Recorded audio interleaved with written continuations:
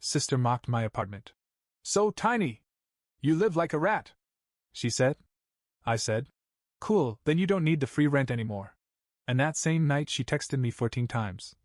It's funny how some moments etch themselves into your memory with perfect clarity, not because they're beautiful, but because they break something inside you.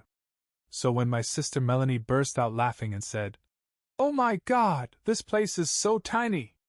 You live like a rat!" It didn't feel like a joke. Not to me.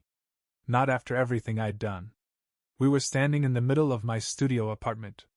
A clean, modest little place I'd worked years to afford. White walls, hardwood floors, the faint hum of the city outside my window. A small desk with my gaming rig. A tea kettle on the stove. String lights draped above my bed like stars I'd earned. But none of that mattered to Melanie. She stood there in her expensive boots, tossing her hair and scanning the space like she was on some kind of bad reality show. My cousins Kyle and Britt were there too, sitting on the futon and glancing at each other like they didn't quite know whether to laugh or cringe. And that was the moment I knew something was about to shift. You see, this place, small as it was, meant everything to me. It was the first home I'd ever had that was mine. No roommates. No crashing on couches. No landlords breathing down my neck. Just me and the quiet, finally. But let me back up a bit. The trouble didn't start with that comment.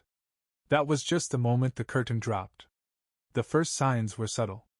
Little things that most people would brush off. A sigh when I asked her to clean up after herself. That look she gave me when I came home with generic groceries. Or how she never once offered to chip in, not for rent, not for food, not even for the extra utilities that shot up the second she moved in.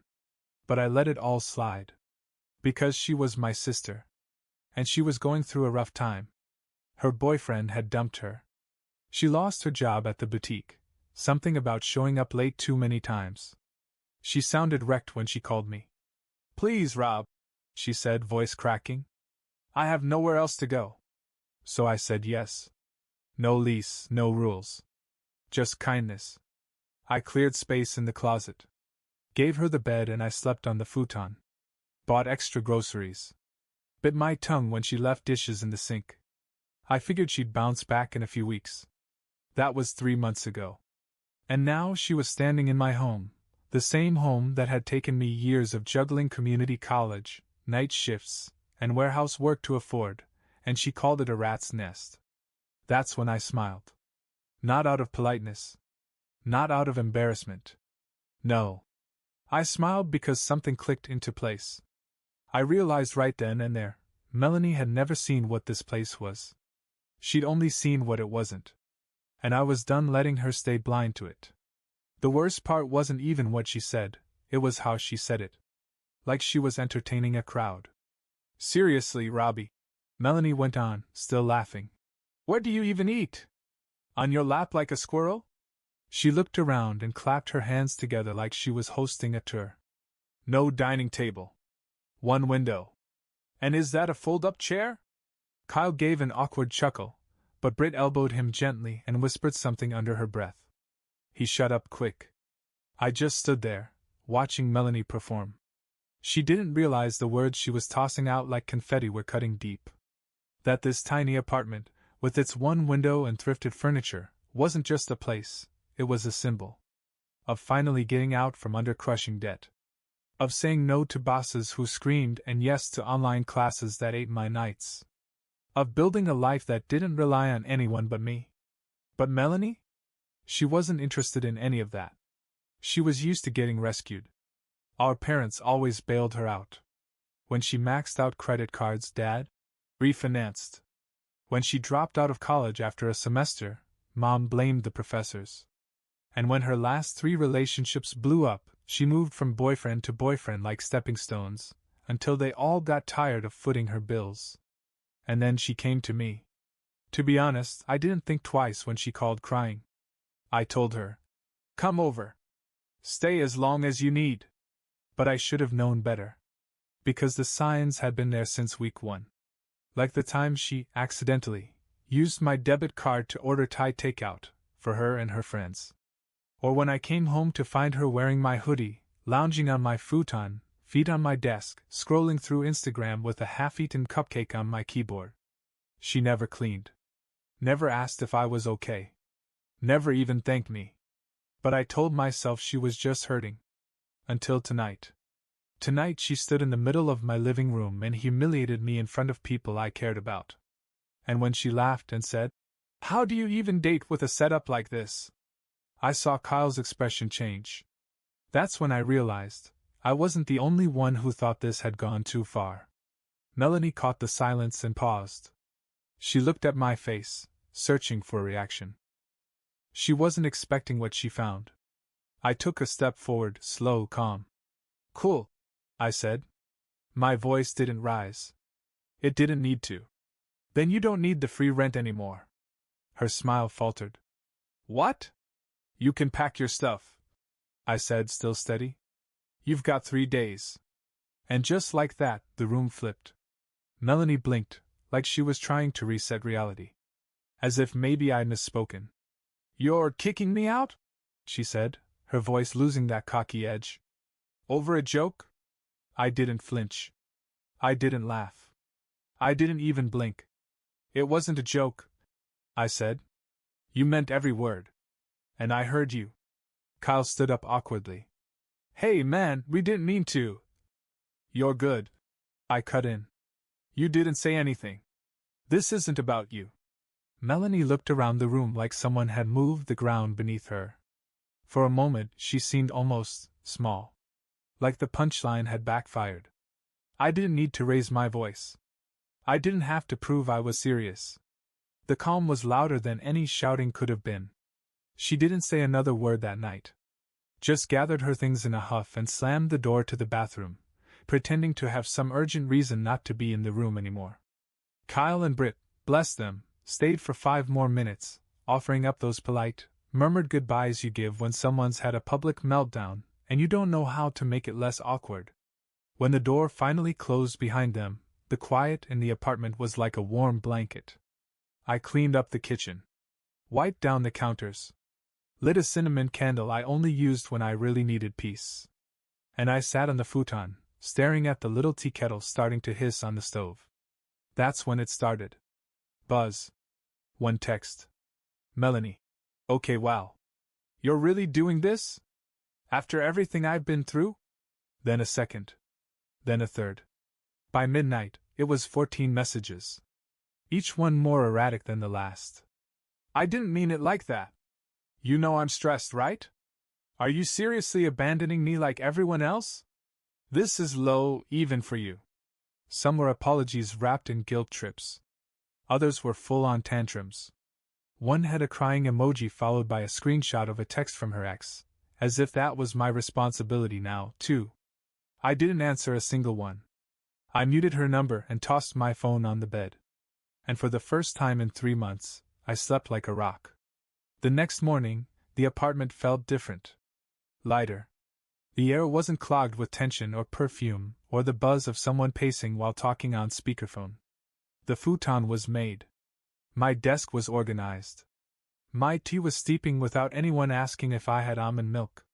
Melanie hadn't come out of the bathroom until long after the cousins left the night before. I half expected her to stomp into the living room again, arms crossed, firing off guilt like a sprinkler, but she stayed silent. I didn't go out of my way to talk to her. She spent most of the day sulking in the room, her phone lighting up with texts I wasn't curious enough to read.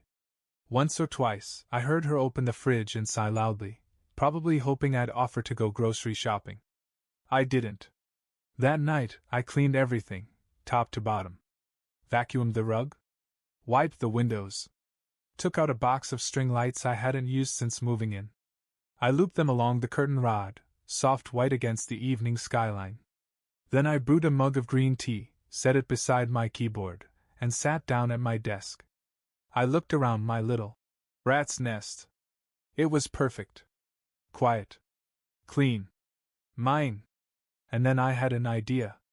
I snapped a photo, the soft lights glowing against the walls, the cup of tea steaming gently, the cozy hum of my monitor casting a blue tint across the room. It looked like the cover of a "This is Peace" Pinterest board. I posted it online with a simple caption. Turns out this rat's nest is paradise when there's no pest around. Mouse face sparkles. I didn't tag her. I didn't need to.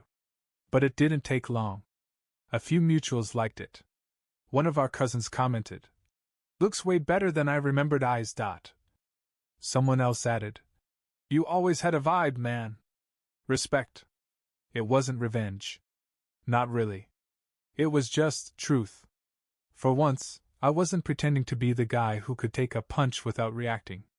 I wasn't brushing things off or playing the role of the dependable brother. I was just living. And I wanted people to see what it looked like. What peace looked like. Melanie left 2 days later. Not with a bang, like I half expected, but with a weird, wordless scurry.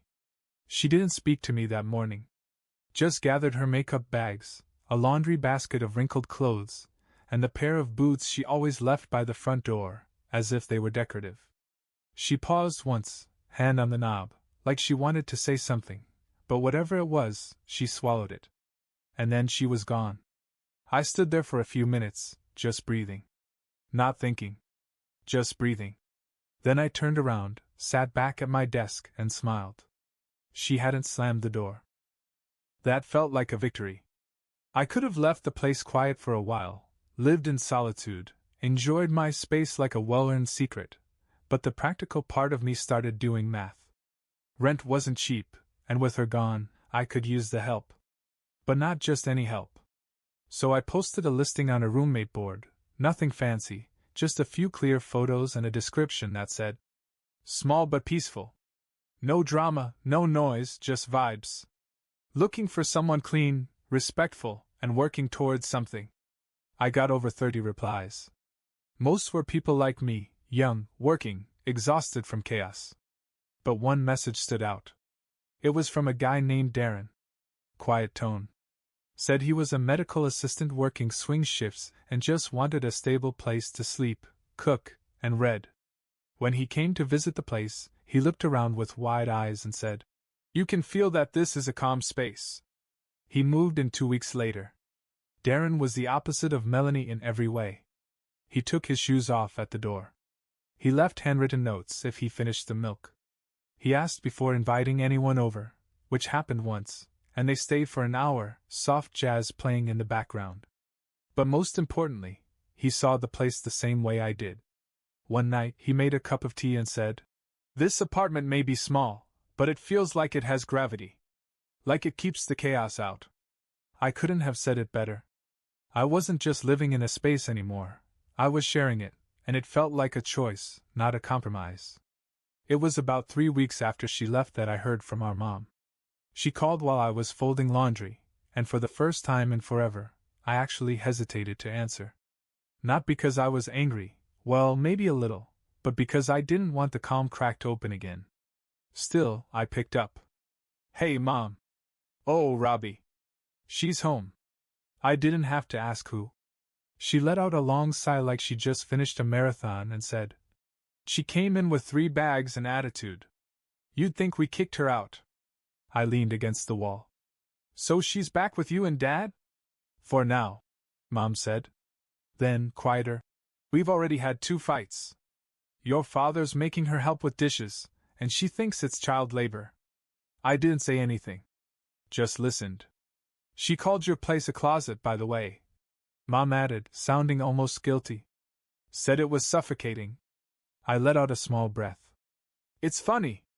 I've never breathed easier than since she left." That earned me a small, surprised laugh from her. "You really kicked her out?" "She kicked herself out," I said. There was a pause. "I guess I just never thought I'd see the day you put your foot down." I smiled to myself. Neither did I. And then Mom said something I didn't expect. "You were right to do it." That landed harder than I thought it would. Maybe because she'd always babied Melanie. Maybe because I'd always been the quiet one, the helper, the one who didn't make waves. But that call felt like someone finally saw the ripple I'd made, and didn't try to flatten it. That night, I walked into the apartment and saw Darren sitting at the table, legs crossed, reading a dog-eared copy of The Martian. He looked up and nodded, then went back to his book. No drama. No yelling. No tension in the air. I looked around at the soft lights, the clean counter, the single dirty mug in the sink that I'd left there that morning, and smiled. It sounded like such a small thing, but it wasn't. The only dishes in the sink were mine. And I liked that. The group chat was called Fam Bam, an old thread we used to joke around, plan birthdays, and occasionally trade memes. But after that night, it went eerily silent. No one said anything about Melanie's comment at my place. Not Kyle, not Britt, not even cousin Teresa, who once lived, tweeted her breakup in that same chat. I figured maybe they were just trying to stay neutral. Or maybe they didn't know what to say. That changed about a week later. Kyle broke the silence first. Kyle. Yo. Mel's still at your place? I waited. Decided to answer honestly. Me. Nah. I asked her to leave. And just like that, the floodgates opened. Teresa. OMG. Was it because of what she said? Britt. She was so out of line. I felt awkward just being there. Kyle. We weren't sure if it was okay to say anything, but man, that wasn't cool. It kept coming. One by one, the cousins chimed in. Not a single person defended her. Not one. Then Britt sent a screenshot from Melanie's Instagram story. It was a selfie with the caption, "Back at the Parent Trap. Thanks for nothing." Underneath, someone had commented, "You were living rent-free, girl." No. Melanie had deleted it an hour later, but the damage was done. Her whole "I'm the victim" routine wasn't landing like it used to. Later that night, Teresa messaged me privately. Teresa. You know, you handled it like a boss. I would have snapped. You didn't. Respect. I stared at that message longer than I expected. Because honestly, I'd spent years wondering if being the calm one meant being weak. If not reacting made me a doormat. But this time, the quiet was the reaction. And it spoke louder than yelling ever could. There was a moment, maybe the third night after she left, when I sat on the futon and waited to feel something: regret, guilt, doubt. Something. But all I felt was space. Not just physical, though, yeah, that too. The closet door actually closed now. My sneakers weren't mysteriously missing. The single bathroom didn't have someone's half-finished makeup routine occupying every surface. But more than that, it was emotional space. I'd spent so long defaulting to the role of rescuer. The solid brother. The guy who kept the peace, even if it meant burying the parts of myself that wanted to scream. For years I thought that was love. That love was supposed to be quiet sacrifice. But then I started drinking tea at a clean desk under the glow of thrift store string lights, and I realized something. Love doesn't mean letting someone treat your life like a convenience store. I wasn't angry anymore. Not really. Just done. Melanie, for all her charm and her chaos, had never seen this place for what it was. And because of that, she had never really seen me. But now I saw myself clearer than ever. I started sleeping better. Eating slower. I read more. Got back into gaming with my friends, something I'd quietly stopped doing while trying to play emotional landlord. Darren would sometimes come home and say, "Man, this place feels like an exhale." I'd nod, because I knew exactly what he meant. This place, my rat's nest, had become something sacred. Not because it was impressive, but because it was real. It was the first place I'd ever built with my own hands and my own hours. It was small, sure, but it didn't feel like a cage. It felt like freedom. I figured she'd try again. After the 14 messages that night and her silent retreat from my apartment, I thought maybe she'd cool off, regroup, and do what she always did, circle back with some mix of guilt, charm, and just enough self-pity to make me second-guess myself. But she went quiet. For a while. Then, a week and a half later, I got the message. It was around noon. I was halfway through my lunch break at work, scrolling through an article about second-hand monitors, when her name lit up my phone. Melanie. Hey, can we talk? Just that. No emojis. No drama. No caps. I stared at it. Let it sit. Part of me expected more to come, like before. The follow-up message, the explanation, the sudden avalanche of, "You don't understand what I'm going through." But this time, she didn't pile on. I could have responded. Could have said, "About what?" Or, "Now's not a good time." But I didn't. Because I knew what she wanted.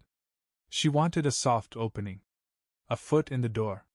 A moment of hesitation to wedge open space for her version of events. Maybe even just the chance to say it wasn't really about the apartment, or that I'd taken it the wrong way. But there wasn't a wrong way to hear someone say, "You live like a rat." I locked my phone and went back to my sandwich. That night, I got home around 7. The apartment was warm. Darren had left the light on above the stove, and the quiet hum of life felt inviting, not empty. I sat at my desk and opened my window just a crack. The city outside was alive, but distant. Sirens in the background, somewhere far enough not to matter. I boiled water, dropped a lemon ginger tea bag into a mug, and leaned back. Then I scrolled up to her message again. Still unread. I didn't open it. Didn't need to. And for the first time in a long time, I felt something I hadn't expected, not pride, not anger, but peace. Because not all closure comes from a conversation. Sometimes it comes from not needing one. I didn't need her apology to feel better. I didn't need her understanding to validate my decision. And I sure as hell didn't need her back in my apartment, sipping lattes while rolling her eyes at the life I'd built. That night, I posted another photo. Not for her, just for me. The lights were glowing softly over the window. Darren had left out a small plate of cookies from the bakery near the train station. My tea was steeping in my favorite chipped mug. Caption: a little space. A lot of peace. No pests. No one tagged her. No one had to.